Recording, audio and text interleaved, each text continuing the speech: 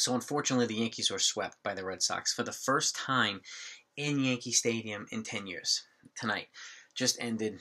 The final score was 6-5. They had plenty of opportunities today, but did not capitalize on, whether it was Stanton or DJ LeMay. And I'm gonna say something too. If people are gonna be critical and pound Stanton and pound Sanchez, you got to give the same criticism to DJ LeMay because he hasn't been clutch, he hasn't been hitting, he hasn't really been doing much. He was very sloppy defensively tonight as well, and it's just he deserves part of this criticism as well. So I definitely urge folks to be as equally as critical, or at least critical, period, him as well, because he's part of the Yankees' problem right now with this anemic offense, unfortunately.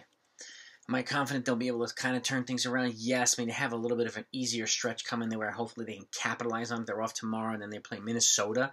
So hopefully they can, capitalize on a little bit of an easier stretch for a little while with a significant amount of days off in the next couple of weeks. But that still doesn't solve the problems. I mean, the Yankees have way too many problems, like right now. Grounding into too many double plays. Swinging at bad pitches on 2 strikes out of the zone and striking out, right? Looking at too many pitches with 2 strikes and striking out. And, and not moving guys over. And I'll give you a prime example tonight where it was the bottom of the 10th inning right now, and Miguel Andujar came up. And there was a runner on first and second. One of the guys, it was Clint Frazier walking and the automatic runner at second. Why they didn't have him bunt to try to move them over, it could have been 1 out and second and third instead of grounding into a double play and making it 2 outs with a runner on third.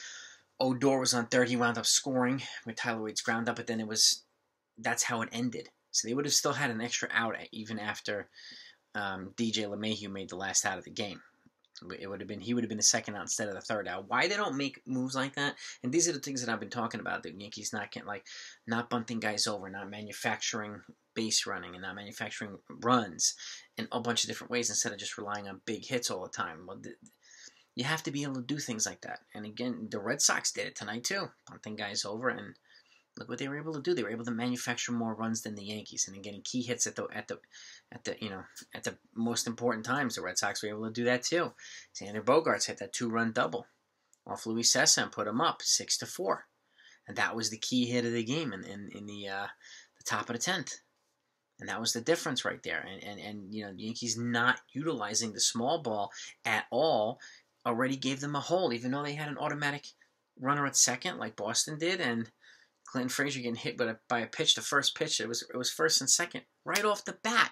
And then they had 3 outs and didn't capitalize on it the way that they probably could have. So these things are indicative of the Yankees' problems. And the Yankees also have other issues too, with whether it be, giving up a lead and then not always getting it back, or if a team, ties the game, they generally don't retake the lead way too often. The better teams are able to do this on a regular basis. So, and these teams are just not constructed in such a way where they're able to do that, which is why the need for versatility is becoming more apparent with the Yankees.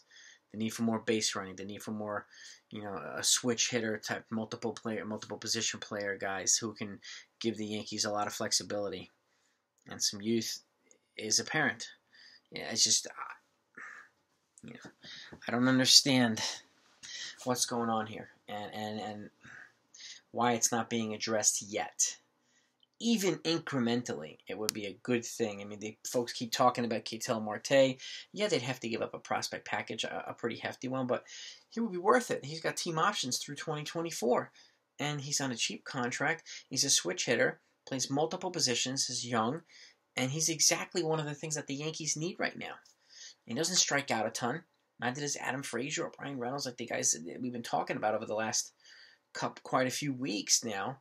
They don't strike out a ton. And one of the Yankees' big problems right now is they strike out way too much. Way too much. And, Domingo Germán had a good start. He had a good start. And he went into the 6th, and then, he was pulled for, it was Lucas Licky, I think it was, and it was okay. But wasted a good start by Domingo Germán. And unfortunately, and I like the fact that he's coming back and coming in, getting into a groove, and it looks like he's going to be one of the more dependable starters which is good, but that's still the Yankees still need another starter. And and their bullpen has been uncharacteristic over the last couple of days. Been blowing a couple of leads and saves. Unfortunately, Chapman pitched well. He pitched another scoreless inning today, but Licky getting hit and Cessa getting hit. Chad Green giving up 4 runs yesterday. It's the bullpen can only be dominant for so long, right? And every now and then they're gonna have some hiccups. It happens. So they're still a top 3 or top 4 bullpen in the major leagues, but the lineup and the ability to manufacture runs to balance out the pressure that they're putting on starting pitchers and the bullpen to keep any lead or to minimize any deficit or to keep it scoreless, right, is significant. So that's where the Yankees' most glaring hole seems to be. So unfortunately, swept by the Red Sox, and a lot of these issues have become apparent. And especially in a game like this, and they should be winning games like these. They should be more competitive in games like this, but they're not doing a lot of things. And there were a couple of bad calls in this game too. The Odor strikeout in the bottom of the ninth was way outside; should not have been called a strike. And so and Phil Nevin got ejected, and then I think Marcus Timms got ejected also, or Carlos Mendoza got ejected because of some of these horrible calls. So, but Phil Nevin just came back from COVID, lost 25 pounds, and he's showing more fire than Aaron Boone is, and that's another frustrating thing too. So, what are you going to do there? I mean, hopefully Boone will start to be a little bit more vocal, and I think we're at the point now where he needs to be. This is where having a little Joe Girardi in him would come in handy. But this different temperaments. But again, temperament's not going to make the batters bat or hitters hit. So they have to hit better. They have to hit more consistently. They have to do the small things, and they're not doing them. I don't get that part. So I'm hoping that they're working on addressing these things in the meantime. But until they do so, they're going to have a really hard time beating teams like any team aside from the Baltimore Orioles. And by the way, the Baltimore Orioles are 21-38 in last place and have scored more runs this season than the New York Yankees have. So if that doesn't say the Yankees need to be better at manufacturing runs, I don't know what does. So, and again, manufacturing runs doesn't have to be home runs all the time. Does not. Miggy's hitting the ball better, and Clint Frazier's hitting the ball a little bit better too. Great, but they need guys to do, to have hits like Xander Bogaerts and just good hits like that. Clutch singles, clutch doubles. Need more guys to be doing this. And we have to put ourselves in a position to do this, so we need other guys to get on base so that they could drive them in. So there's a compilation of problems that are compounding on the Yankees side that they need to address, and they need to address, I think, incrementally, but also aggressively and proactively is the better word. And they're not doing that right now. I sense the frustration of a lot of fans, and I'm one of them, why they're not making any moves. And again, they're not going to overhaul the team, so let's get that pipe dream out of the way. They're not going to fire everybody. Let's get that pipe dream out of the way too. So, but something, I think, a move needs to be done, and it's not bringing up a guy and calling him down and sending down Chris Gittens after 2 games. Like, that to me doesn't make any sense at all. Bringing up another reliever doesn't make any sense at all. Making a move for a proven major league guy right now would come in handy. And again, they have they've got prospect capital. So to facilitate a couple of trades. So hopefully they'll be able to do that in the near future and not wait until as close to the deadline as possible, because I've said it too repeatedly, and they do that, then the other teams are going to scoop in and get the guys that the Yankees could have and should have gotten, and they're going to be still in the hole that they're in, and that's going to, and again, speaking from a frustrated Yankee fan, a passionate Yankee fan, to a whole bunch of passionate Yankee fans, we're all in this together. We're all angry and upset and frustrated at these guys, and there's plenty of blame to go around. Let's just put it that way, and they need to do better, and that's from front office, the coaching, to the players. Everybody can't just lump it on just 1 or 2 people. It's just Cashman's got to do something. Boone's got to be better in the dugout, and the players have to be better on the field. And this just goes, the Yankees are, I mean, and it's crazy because they could be a 90-win team, and they could be a somewhat unwatchable 90-win team, whereas a Milwaukee Brewers win 90 games, everybody's pumped up. The Yankees win 90 games in a year like this, it's like, how the hell did they win 90 games? They were terrible. And this goes back to that streakiness I talked about.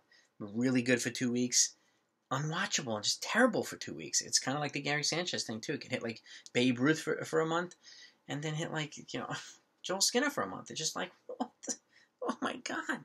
So, and that's where filling in those holes to become more consistent and prevent getting into those big, holes that they fall into more often than they should. Something that they can be addressing. So, anyway, that's the recap. Sorry for the vent, but this is the, we're all frustrated. So, and I just want to give you my perspective. I want to hear your perspective, and again, I get the frustration.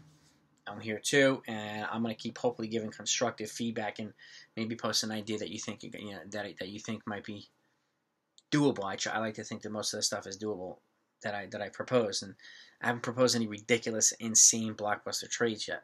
I mean, I'm going to do like an insane blockbuster trade video before the deadline, and then I'll do my MLB trade deadline predictions as well, which I'm working on now. And and that'll be evolving too as the teams, kind of head towards the deadline. So, so be on the lookout for those. I'll be doing more recaps, but I'll be talking about Matthew Boyd tomorrow, a prime pitching target for a lot of teams, including the Yankees, the ace of the Detroit Tigers. So be on the lookout for that one tomorrow morning. Thanks for watching. Talk to you next time.